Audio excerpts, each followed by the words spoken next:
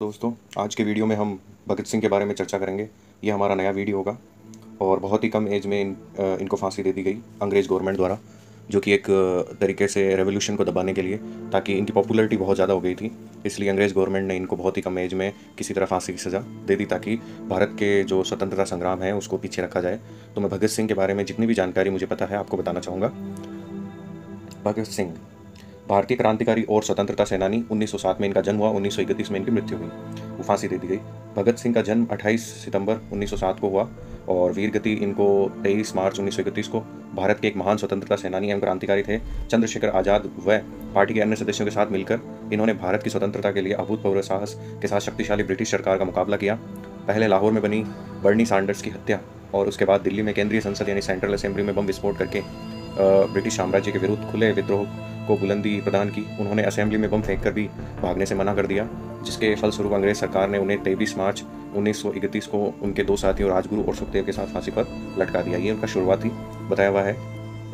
और ये भगत सिंह की तस्वीर है, ये गुरुमुखी लिपि में लिखा हुआ है। ये भगत सिंह 28 सितंबर 1907 को से 23 मार्च 1931 को, और ये बहुत ही सुंदर भगत सिंह की तस्वीर है, जो कि उस समय 1929 में ली गई थी, और बहुत ही शानदार तस्वीर। इस तस्वीर को देखने पर लगता है कि इतनी कम उम्र का नौजवान अपनी आज़ादी के लिए, अपने आज़ादी के संघर्ष को किस प्रकार करता है। बहुत ही सुंदर तस्वीर, और इससे भारतीयों की सुंदरता का भी खुलासा होता है। अब आगे देखते हैं। जन्म स्थल इनका गांव बंगा, जिला लायलपुर, पंजाब, और अब ये पाकिस्तान में। आंदोलन भारतीय स्वतंत्रता संग्राम। प्रमुख संगठन इनके थे नौजवान भारत सभा, हिंदुस्तान सोशलिस्ट रिपब्लिकन एसोसिएशन।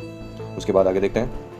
ये उस समय जो अखबार था उसमें लिखा था Bhagat Singh and Rajguru and Sukhdev executed, मतलब उनकी जो डेथ हुई उस दिन का अखबार था ये, इस तरह छपा था। शहीद भगत सिंह, शहीद सुखदेव, शहीद राजगुरु की फांसी पर लटकाए जाने की खबर लाहौर से प्रकाशित द ट्रिब्यून का मुख्य मतलब पृष्ठ है। उसके बाद आगे देखते हैं। जीवन और परिवेश। जन्म एवं परिवेश।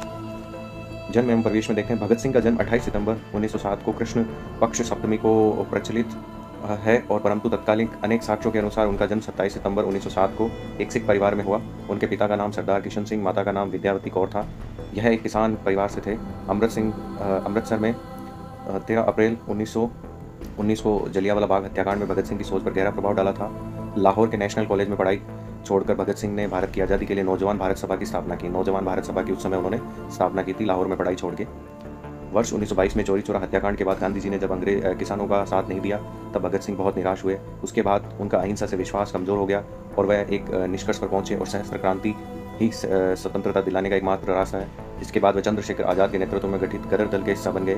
काकोरी कांड में रामप्रसाद बिस्मिल समेत 4 क्रांतिकारियों को फांसी और 16 अन्य को कारावास की सजा। भगत सिंह इतने अधिक उद्विग्न हुए कि चंद्रशेखर आज़ाद के साथ उनकी पार्टी हिंदुस्तान रिपब्लिकन एसोसिएशन से जुड़ गए। उसे एक नया नाम दिया, हिंदुस्तान सोशलिस्ट रिपब्लिकन एसोसिएशन, और इस संगठन का उद्देश्य सेवा, त्याग, पीड़ा झेल सकने वाले नवयुवक तैयार करना। भगत सिंह ने राजगुरु के साथ मिलकर 17 दिसंबर 1927 को लाहौर के सहायक पुलिस कमिश्नर रहे अंग्रेज अधिकारी जेपी सैंडर्स को मारा था। इस कार्रवाई में क्रांतिकारी चंद्रशेखर आज़ाद ने उनकी पूरी सहायता की।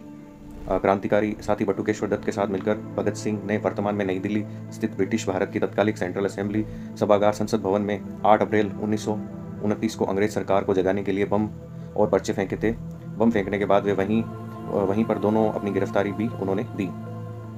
क्रांतिकारी गतिविधियां देखते हैं। ये एक स्टैचू है, 2-3 स्टैचू है भगत सिंह, राजगुरु और सुखदेव के, जिनको एक साथ फांसी दी गई थी। ये एक भगत सिंह का स्टैचू बना हुआ है। उसके बाद आगे देखते हैं। उस समय भगत सिंह करीब 12 वर्ष के थे जब जलियांवाला बाग हत्याकांड हुआ। इसकी सूचना मिलते ही भगत सिंह अपने स्कूल से 12 मील पैदल चलकर जलियांवाला बाग पहुंच गए। और इस उम्र में भगत सिंह अपने चाचाओं की क्रांतिकारी किताबें पढ़कर सोचते थे कि इनका रास्ता सही है कि नहीं, और गांधी जी का असहयोग आंदोलन छोड़ने के बाद गांधी जी की अहिंसात्मक तरीकों और क्रांतिकारी के हिंसक आंदोलन में से अपने लिए रास्ता चुनने लगे। गांधी जी के असहयोग आंदोलन को रद्द कर देने के कारण उसमें थोड़ा रोष उत्पन्न हुआ, पर पूरे राष्ट्र की तरह वो भी महात्मा गांधी का सम्मान करते थे। पर उन्होंने गांधी जी की अहिंसात्मक आंदोलन की जगह देश में स्वतंत्रता के लिए हिंसात्मक क्रांति का मार्ग अपनाना अनुचित समझा, और उन्होंने जुलूसों में लेना प्रारंभ किया तथा कई क्रांतिकारी दलों के सदस्य बने। कई क्रांतिकारी दल भी उन्होंने सदस्य बने थे। वो अपने दल के प्रमुख क्रांतिकारी चंद्रशेखर आज़ाद, सुखदेव, राजगुरु इत्यादि थे। काकोरी कांड में 4 क्रांतिकारियों को फांसी और 16 अन्य को कारावास की सजा से भगत सिंह इतने अधिक उद्विग्न हुए कि उन्होंने 1928 में अपनी पार्टी नौजवान भारत सभा हिंदुस्तान रिपब्लिकन एसोसिएशन का विलय कर दिया और उसे एक नया नाम हिंदुस्तान सोशलिस्ट रिपब्लिकन एसोसिएशन दिया। लाला जी की मृत्यु का प्रतिशोध। लाला जी की मृत्यु हुई थी, उसका प्रतिशोध में देखो ये उस समय निकाला गया, उनको सैंडर्स के मर्डर पर निकाला गया पोस्टर था। 1927 में साइमन कमीशन 1928 में साइमन कमीशन के बहिष्कार के लिए भयानक प्रदर्शन हुए। इन प्रदर्शनों में भाग लेने वाले अंग्रेजी शासन ने लाठीचार्ज भी किया। इसी लाठीचार्ज से आहत होकर लाला लाजपत राय की मृत्यु हो गई। अब इनसे रहा न गया, एक गुप्त योजना के तहत इन्होंने पुलिस सुपरिटेंडेंट स्कॉट को मारने की योजना रची। सोची गई योजना के अनुसार भगत सिंह राजगुरु लाहौर कोतवाली के सामने व्यस्त मुद्रा में टहलने लगे। उधर जयगोपाल अपनी साइकिल को लेकर ऐसे बैठ गए जैसे वो खराब हो गई हो। गोपाल के इशारे पर दोनों सचेत हो गए। उधर चंद्रशेखर आजाद पास के DAV स्कूल की चारदीवारी के पास छिपकर घटना को अंजाम देने में रक्षक का काम करने लगे। 18 दिसंबर 1928 को 4 बजे ASP सैंडर्स आते ही राजगुरु ने एक गोली सीधे उनके सर में मारी, जिससे पहले ही मर जाता, लेकिन तुरंत बाद भगत सिंह ने 3-4 गोलियां दागकर उसे मरने का पूरा इंतजाम कर दिया। ये दोनों जैसे ही भाग रहे थे कि एक सिपाही चंदन सिंह इनका पीछा करना शुरू कर दिया। चंद्रशेखर आज़ाद ने उसे सावधान किया, आगे बढ़े तो गोली मार दूंगा। नहीं मानने पर आज़ाद ने उसे गोली मार दी और वो वहीं पर मर गया। इस तरह से इन लोगों ने लाला लाजपत राय की मृत्यु का बदला लिया। अब आगे है असेंबली में बम फेंकना। भगत सिंह यद्यपि रक्तपात के पक्षधर नहीं थे, परंतु वे वामपंथी विचारधारा को मानते थे तथा कार्ल मार्क्स के सिद्धांतों से उनका ताल्लुक था। उन्हीं विचारधाराओं को वे आगे बढ़ा रहे थे। यद्यपि वे समाजवाद के पक्के पोषक भी थे, कालांतर में उनकी विरोधी द्वारा उनकी अपनी विचारधारा बताकर युवाओं में भगत सिंह के नाम पर बरगलाने का आरोप लगाते रहे। कांग्रेस के सत्ता में रहने के बावजूद भगत सिंह को कांग्रेस ने शहीद का दर्जा नहीं दिलवा पाए, क्योंकि वे केवल भगत सिंह के नाम का इस्तेमाल युवाओं को अपनी पार्टी से जोड़ने के लिए करते थे। उन्हें पूंजीपतियों और मजदूर के प्रति शोषण की नीति पसंद नहीं थी, और उस समय चूंकि अंग्रेज ही सर्वेसर्वा थे, बहुत कम भारतीय उद्योगपति उन्नति कर पाए थे, अतः अंग्रेजों के मजदूरों के प्रति अत्याचार से उनका विरोध स्वाभाविक था। मजदूर विरोधी ऐसी नीतियों को ब्रिटिश संसद ने पारित कर न होने देना इस दल का निर्णय था। सभी चाहते थे कि अंग्रेजों को पता चलना चाहिए कि हिंदुस्तानी जाग चुके हैं और उनके हृदय में ऐसी नीतियों के प्रति आक्रोश है। ऐसा करने के लिए उन्होंने दिल्ली की केंद्रीय असेंबली में बम फेंकने की योजना बनाई थी। भगत सिंह चाहते थे कि इसमें कोई खून खराबा न हो, अंग्रेजों तक उनकी आवाज़ पहुँच जाए। हालांकि प्रारंभ में उनके दल के सब लोग ऐसा नहीं सोचते थे, पर अंत में सर्वसम्मति से भगत सिंह और बटुकेश्वर दत्त का नाम चुना गया। निर्धारित कार्यक्रम के अनुसार 8 अप्रैल 1929 को केंद्रीय असेंबली में इन दोनों ने एक ऐसे स्थान पर बम फेंका जहां कोई मौजूद न था, अन्यथा उन्हें चोट लग सकती थी। पूरे हाल में धुआं से भर गया और भगत सिंह चाहते तो भाग भी सकते थे। उन्होंने पहले सोच रखा था कि उन्हें दंड स्वीकार है, चाहे वह फांसी हो और क्यों न हो, अतः उन्होंने भागने से मना कर दिया।